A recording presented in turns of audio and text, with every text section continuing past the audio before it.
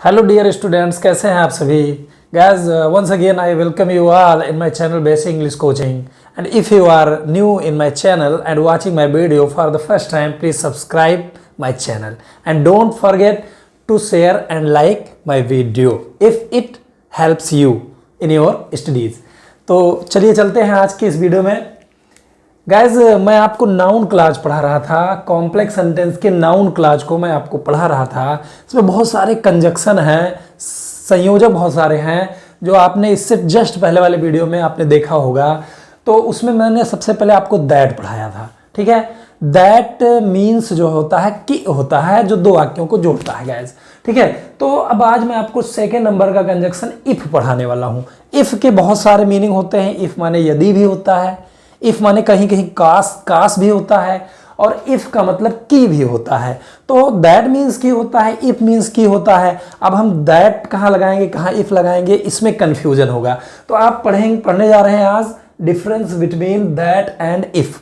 If और that में अंतर क्या है, तो वो मैं डिफरेंस क्लियर किए दे रहा हूं, आपको बता दे रहा हूं। गाइज, यहाँ पे आप देख रहे हो इफ का मतलब की भी होता है और की क्या भी होता है। तो नाउन क्लाज में हम इफ का प्रयोग की और की क्या के अर्थ में करेंगे। और इफ का मतलब यदि भी होता है, अगर भी होता है, लेकिन वो सिर्फ एडवर्ब क्लाज में होता है। उसकी बारी आएगी तो वो चीज आपको पढ़ाया जाएगा। तो इसमें चलते हैं, समझते हैं कि दैट और इफ में डिफरेंस क्या है। अगर आप नोटबुक बना रहे हो, एक कॉपी बना रहे हो जिसमें आप लिख रहे हो, तो आप लिख लीजिएगा कि दैट का प्रयोग उस सेंटेंस पहले होता है, यानी दैट के बाद का जो सेंटेंस है, अगर वो अफर्मेटिव या नेगेटिव सेंटेंस में है तो वहां पे हमने क्या करना है, दैट का प्रयोग करना है। और इफ का प्रयोग की के अर्थ में तब होता है जब इसके बाद का वाक्य यानी जो नाउन क्लाज है वो या अथवा से जुड़ा दो वाक्यों को शामिल करता है। यानी या अथवा से जुड़े रहेंगे और दोनों वाक्यों में आपस में विपरीत भाव दे रहे होंगे, ठीक है। तब हमने की के अर्थ में दैट नहीं लगा सकते हैं, हमें वहां पे इफ का प्रयोग करना है। चलिए एग्जाम्पल में समझते हैं और इस सेंटेंस को समझते हैं कि यहाँ पे इफ क्यों लगेगा। देखिए, मैं नहीं जानता हूं कि हमारा मित्र यहाँ आ रहा है या घर जा रहा है। तो गाइज, की के अर्थ में आपको दैट लिखना है, लेकिन अगर इसके बाद यानी नाउन क्लाज अगर उसमें या अथवा से जुड़े दो ऐसे सेंटेंस हैं जो विपरीत भाव बता रहे हैं, उल्टा भाव बता रहे हैं, तो हमने क्या करना है, दैट नहीं लगाना है, तब हमने इफ का प्रयोग करना है। तो यहाँ पे आप देखिए, मैं नहीं जानता हूं कि हमारा मित्र यहाँ आ रहा है या घर जा रहा है। आ रहा है, जा रहा है, आपस में विलोम है, एंटोनिम्स है, उल्टा शब्द है, विपरीत अर्थ है। तब हमने क्या करना है, दैट नहीं लगाना है, इफ का प्रयोग करना है, ठीक है। तो चलिए इसको बनाते हैं। मैं नहीं जानता हूं, ये प्रेजेंट इंडेफिनिट है, इसको सबसे पहले हम बनाएंगे आई। अब नहीं जानता हूं यानी प्रेजेंट इंडेफिनिट को डोंट, यानी इसमें सहायक क्रिया डू नॉट लगेगा तो उसका शॉर्ट फॉर्म डोंट होता है। आई डोंट जानना की अंग्रेजी होता है नो। मैं नहीं जानता हूं, ठीक है, आई डोंट नो। फिर यहां पे जब आप इफ लगाओगे, यहां पे कदापि आप भूल कर दैट नहीं लगा सकते हो, क्योंकि इधर जो नाउन क्लाज है उसमें या अथवा से जुड़े हुए दो सेंटेंस आ गए हैं जो विपरीत भाव दे रहे हैं। बस यही कारण है कि इफ लग जाएगा। फिर ये सेंटेंस बनाए, हमारा मित्र यहाँ आ रहा है, पहले इसको बना लीजिए। कौन आ रहा है, हमारा मित्र, ये सब्जेक्ट है, तो इसको लिखेंगे अवर फ्रेंड। अब यहाँ आ रहा है, प्रेजेंट कंटिन्यूअस है तो इज लगा देंगे, यहाँ पे इज। आना की अंग्रेजी कम होता है, उसमें हम जोड़ देंगे आईएनजी। तो if our friend is coming, यहाँ की अंग्रेजी हियर हो जाएगा। अब गाइज, यहाँ पे या है तो या की इंग्लिश और होती है, ये भी एक कंजक्शन है, तो और लगा देंगे। और जब इधर सेंटेंस बनाएंगे तो ये बात का हम ध्यान रखेंगे कि इधर वाले सेंटेंस में जो चीज़ लिखी हुई है वो हम नहीं लिखेंगे। जैसे कि आप कंपाउंड सेंटेंस पढ़े थे तो उसमें अगर सब्जेक्ट और सहायक क्रिया पहले वाक्य में लिखी हुई है और दूसरे वाक्य में भी वही लिखना है तो हमने उसको नहीं लिखना होता है। तो यहाँ पे देखिए, घर जा रहा है, कौन, हमारा मित्र, वो लिखा है यहाँ पे, उसको नहीं लिखेंगे। और उसके साथ इज भी लगा है, उसको नहीं लिखेंगे। तब जब हम ये चीज़ें नहीं लिखेंगे तो पहले क्रिया लिखेंगे, जा रहा है, ये भी कंटिन्यूअस है तो हमने क्या करना है, गोइंग लिख देना है, यानी आईएनजी जोड़ देना है। गोइंग जा रहा है, कहाँ जा रहा है, घर की अंग्रेजी होम कर देंगे। बहुत ही अच्छे सेंटेंस है, इंग्लिश स्पीकिंग बोलने में, इंग्लिश स्पीकिंग करने में बड़े अच्छे सेंटेंस है। मैं नहीं जानता हूँ कि हमारा मित्र यहाँ आ रहा है या घर जा रहा है, तो होगा I don't know if our friend is going is our friend is coming here or going home. तो इस तरह से बन जाएंगे। तो इसमें आपने देखा जो मेन कंजक्शन है नाउन क्लॉज का वो इफ है, और यहाँ पे एक कंजक्शन और भी है और, तो इसको हम नाउन क्लॉज कहेंगे। चलिए चलते हैं हम दूसरे वाले सेंटेंस में। हम कह नहीं सकते हैं कि भारत इस बार विश्व कप जीतेगा अथवा हार जाएगा। नाउन क्लॉज को समझते समझते आपको कुछ और भी चीज़ों पर गौर करना है, समझना है, ठीक है, छोटी छोटी मगर मोटी बातें, ठीक है। तो यहाँ पे आप देख रहे हो, यू कैन सी दैट यहाँ पे प्रयोग हो सकता है, लेकिन भारत इस बार विश्व कप जीतेगा अथवा नहीं। अब ये आपने देखा तो इसमें एक जीतेगा एक हार जाएगा, आपस में विलोम शब्द है। तो हमने क्या करना है, यहाँ पे दैट हो सकता था, लेकिन अगर अथवा से जो तरह के वाक्य जुड़े हुए हैं विपरीत अर्थ देने वाले, तब आपको इफ लगाना है, ठीक है। इफ के स्थान पर चाहे हम तो वेदर भी लिख सकते हैं, वेदर भी लिखा जा सकता है, ठीक है। तो ये देखिए, हम कह नहीं सकते हैं यानी कौन नहीं कह सकते हैं, हम यानी वी। अब कह नहीं सकते हैं यानी सकना की अंग्रेजी कैन होता है, जो मॉडल अंग्रेजी है आप जानते हैं, और उसका शॉर्ट फॉर्म कांट हो जाता है, यानी उसमें नॉट लग गया। वी कांट कहना की अंग्रेजी से, या चाहें तो हम इस तरह भी लिख सकते हैं वी कैन नॉट से। फिर यहाँ पे इफ, आपको इफ का यूज करना है, इफ। अब ये सेंटेंस बनाइएगा, भारत इस बार विश्व कप जीतेगा। तो गाइस इसमें एक चीज ध्यान रखिएगा कि और से जुड़े हुए दो उपवाक्य रहते हैं, तो जाहिर सी बात है दो क्रिया रहेगी। तो दो क्रियाओं का अगर एक ही ऑब्जेक्ट है तो दोनों क्रिया के बाद लिखा जाता है। तो ये समझिए, भारत इस बार विश्व कप जीतेगा। जीतेगा क्या जीतेगा, चलिए समझते हैं। क्या जीतेगा, विश्व कप, ठीक है। ये इसका ऑब्जेक्ट है तो इसके बाद लिखा जाएगा, लेकिन ये हार जाएगा भी ऑब्जेक्ट है, हार जाएगा। हार जाएगा क्या, हार जाएगा विश्व कप। तो एक्चुअली जीतेगा हारेगा, क्या जीतेगा हारेगा, विश्व कप। तो ये सबसे लास्ट में लिखा जाएगा क्योंकि ये दोनों क्रियाओं का ऑब्जेक्ट है। तो इसको हम बनाएंगे इफ भारत इस बार विश्व कप जीतेगा। कौन जीतेगा, भारत, इंडिया।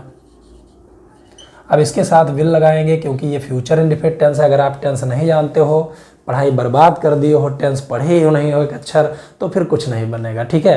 टेंस आना चाहिए स्टूडेंट को, उसके बाद सेंटेंस बनेगा। तो अब पता ही नहीं चल रहा है कि ये फ्यूचर इंडेफिनिट है, तो कहाँ से बनाओगे, ठीक है। तो इंडिया विल, जीतना की अंग्रेजी विन, इंडिया विल विन, जीतेगा, ठीक है। तो फिर लेकिन क्रिया का ऑब्जेक्ट हार जाएगा, इसका भी ऑब्जेक्ट विश्व कप है, तो पहले हम वो लिख देंगे, और हार जाएगा यानी lose. If India will win और लूज, क्या हार जाएगा, विश्व कप यानी द वर्ल्ड कप। यहां पे लिखेंगे, दिमाग लगाइए और अच्छे सेंटेंस बनाइए, द वर्ल्ड कप। तो ये चीज हो गया। अब हम लिखेंगे इस बार की अंग्रेजी यानी दिस टाइम, दिस टाइम। तो ये सेंटेंस बनकर तैयार हो गया। हम कह नहीं सकते हैं कि भारत इस बार विश्व कप जीतेगा अथवा हार जाएगा। We can't say if India will win और lose the world cup this time. इस तरह से बढ़िया सेंटेंस, ग्रामर के अनुसार ठीक ठीक सेंटेंस अच्छी तरह से बन गया। ऐसे आप अंग्रेजी भी बोल सकते हो। You can also speak English with the help of these rules and by learning some word meanings. Word meaning भी बहुत जरूरी है याद करना, अगर याद नहीं करते हो तो दिक्कत हो जाएगी। चलिए चलते हैं तीसरे सेंटेंस में। समय नहीं खर्च करना चाहिए हमें, समय बहुत ही मूल्यवान है। मुझे बताओ कि यहाँ पे एक्चुअली मैंने क्या नहीं लिखा, क्या हाँ या क्या ना आए, मुझे बताओ, सॉरी ये सेंटेंस फिर से देखिए, मुझे बताओ कि तुम हमारी सहायता करोगे या नहीं। इसमें भी हम मान सकते हैं कि दो सेंटेंस है, हालांकि उधर कोई सेंटेंस नहीं है कि ये तुम्हारी सहायता करोगे, एक ये है, और यहाँ पे सिर्फ नहीं लिखा है। तो नहीं लिखा है तो वो भी विपरीत भाव प्रकट कर रहा है, क्योंकि तुम हमारी सहायता करोगे, इसमें सहायता करने की बात हो रही है और यहाँ पे नहीं करने की बात हो रही है। तो ऐसे सेंटेंसेस में भी आपको इफ का ही यूज करना पड़ेगा, दैट का प्रयोग आप नहीं कर सकते हो। You can not use that, instead of it you can use if. तो चलिए इसको बनाते हैं। मुझे बताओ, ये इंपरेटिव सेंटेंस है, पहले इसको लिख दीजिए। इंपरेटिव सेंटेंस में पहले क्रिया लिखी जाती है, टेल मी, मुझे बताओ। अब यहाँ पे की अंग्रेजी हमें इफ लिखना है। अब ये पहले सेंटेंस आप बना लीजिए, तुम हमारी सहायता करोगे। फ्यूचर इंडेफिनिट है, फ्यूचर इंडेफिनिट बना लीजिए यू, इसके साथ सहायक क्रिया विल। इफ यू विल, सहायता करना की अंग्रेजी होता है हेल्प। किसकी सहायता करोगे, हमारी, ऑब्जेक्ट के रूप में आएगा तो अस लिखेंगे। फिर यहाँ पे और लिख देंगे, और नहीं लिखा है तो हमने क्या करना है, नॉट लिख देना है। Tell me if you will help us और नॉट। हो सकता है सेंटेंस पहला जो सेंटेंस है वो इंट्रोगेटिव हो, तो कोई बात नहीं, आपको इंट्रोगेटिव बना लेना है। जैसे ये सेंटेंस है, तुम कैसे जानते हो कि वह खुश है अथवा नहीं। तो इसमें बस यही मैं बार बार बता रहा हूँ आपको, या अथवा से जुड़े अगर इस दो तरह के सेंटेंस आ जाते हैं तो आपको दैट के बजाय आपको इफ़ का प्रयोग करना है और यही सही होगा। तो ये सेंटेंस तुम कैसे जानते हो, सबसे पहले कैसी की अंग्रेजी हमने लिखना है हाउ, क्योंकि ये प्रेजेंट इंडेफिनिट टेंस है। अब जानते हो कौन तुम, ये सब्जेक्ट है, इसके साथ डू लग जाएगा, फिर सब्जेक्ट लिख देंगे। हाउ डू यू, जानना की अंग्रेजी know, how do you know. अब हमने यहाँ पे इफ लिखना है, ठीक है, इफ, फिर ये सेंटेंस बना देना है वह खुश है अथवा नहीं। तो ये बनाएंगे ही इज हैप्पी, ये तो सिंपल सेंटेंस है, इसमें जमार से बनना है ही इज हैप्पी, और नहीं की अंग्रेजी नॉट। तो गाइज इस तरह से आपको बनाना है। अब मुझे पूरी उम्मीद है कि आपको समझ में आ गया होगा कि हमने दैट का ही प्रयोग करना है, किंतु अगर या अथवा से जुड़े हुए दो विपरीत भाव रखने वाले वाक्य आते हैं तो हमने की के अर्थ में इफ का प्रयोग करना है, दैट्स ऑल, ठीक है। लेकिन इफ का मतलब कि क्या भी हो सकता है, तो कि क्या अगर आ गया है तो पहली बात तो इंट्रोगेटिव सेंटेंस नहीं है, वो कंजक्शन है, और कि क्या की अंग्रेजी इफ ही लिखेंगे। जैसे आप समझिए, अध्यापक से पूछो कि क्या, और हाँ एक चीज और ध्यान रखिएगा, कि क्या साथ में ही होना चाहिए, कि क्या साथ में ही होना चाहिए, अलग अलग नहीं होना चाहिए, कि क्या साथ में ही होना चाहिए, तब आपको इफ लगाना है। अगर कि और क्या अलग अलग हो गया, दूर दूर हो गया, तो फिर आपको व्हाट लगाना है, वो मैं आपको अगले वीडियोस में बताने वाला हूँ। तो चलिए चलते हैं, सेंटेंस को बनाते हैं। अध्यापक से पूछो, ये इंपरेटिव सेंटेंस है। पहले हमने इसको लिखना है आस्क, यानी पहले क्रिया लिख देना है। आस्क पूछो, किससे पूछो, अध्यापक से। क्रिया और ऑब्जेक्ट के बीच में जो से आ जाता है या का आ जाता है वो नहीं लिखेंगे। आस्क द टीचर, ये इंपरेटिव सेंटेंस बन गया। अब की क्या की अंग्रेजी हमें इफ लिखना है, और ध्यान रहे इफ के बाद अफर्मेटिव या निगेटिव सेंटेंस आएगा, इंट्रोगेटिव सेंटेंस नहीं आ सकता है।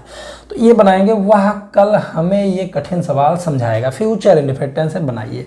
समझाएगा कौन, वह ही, ये फ्यूचर है। विल, समझाना की अंग्रेजी एक्सप्लेन होता है, तो हमने उसको लिख देना है explain.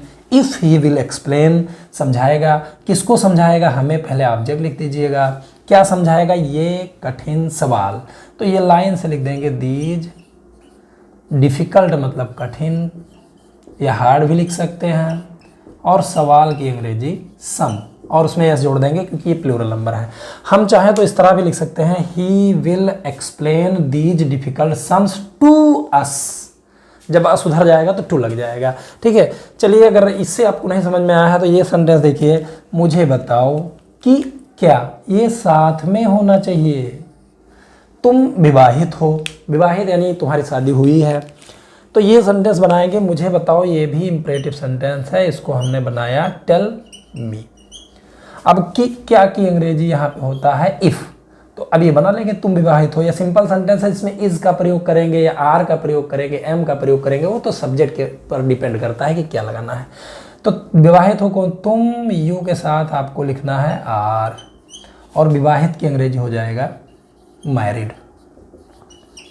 Tell me if you are married. हाँ गाइस, एक चीज़ मैं और बता देना चाहता हूँ कि ये सेंटेंस आपको देखने में इंट्रोगेटिव लग रहा होगा, लेकिन जब ये बीच में आता है तो ये कंजक्शन का काम करता है और इधर उधर अफर्मेटिव निगेटिव सेंटेंस बनते हैं। इधर आपको इंट्रोगेटिव नहीं बनाना है, you can not make interrogative sentence after this conjunction. In conjunction के बाद इंट्रोगेटिव सेंटेंस नहीं बना सकते हो।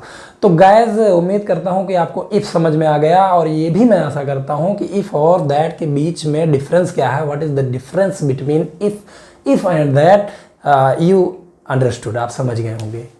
तो यहाँ पे देखिए, ये मैंने आपको समझा दिया इफ़। अब ये सेंटेंस मैंने लिखा है सिर्फ आपको दैट बताने के लिए। एक बार और, दैट का प्रयोग केवल तब होता है जब ये दो सेंटेंसेज को जोड़ता है, और जिसको जोड़ा है उसने दूसरे वाले सेंटेंस को, वो अफर्मेटिव या निगेटिव में है।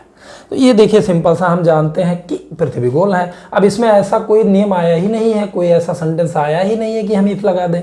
यहाँ पे दैट लगाइए। हम जानते हैं प्रेजेंट इंडेफिनिट में बी, नो, हम जानते हैं। फिर की अंग्रेजी, अब यहाँ पे आप बिंदास दैट लगाइए। पृथ्वी गोल है, कौन गोल है, पृथ्वी, उसको लिखिए द अर्थ। इज मतलब है राउंड मतलब गोल या स्फेयर मतलब भी गोल होता है, स्फेरिकल मतलब भी गोल होता है, स्फेरिकल। ठीक है, वैसे तो पृथ्वी इलिप्टिकल है, थोड़ा अंडाकार है, लेकिन गोल मानते हैं, एक्चुअली बहुत बड़ी है ना पृथ्वी। ठीक है, पूरी तरह गोल नहीं कह सकते। तो we know that the earth is round. तो गाइज ये दैट और इफ दोनों क्लियर हो गया, और मुझे पूरी उम्मीद है कि अगर आपने पूरा वीडियो देखा है तो क्लियरली आपको समझ में आया होगा।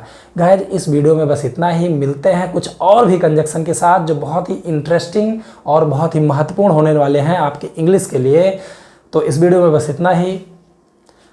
अगर आप मेरे चैनल में नए हैं तो प्लीज़ मेरे चैनल को सब्सक्राइब कर लीजिए और शेयर और लाइक करना ना भूलें। इस वीडियो में इतना ही, शेष धन्यवाद, गुड बाय, मिलते हैं अगले वीडियो में।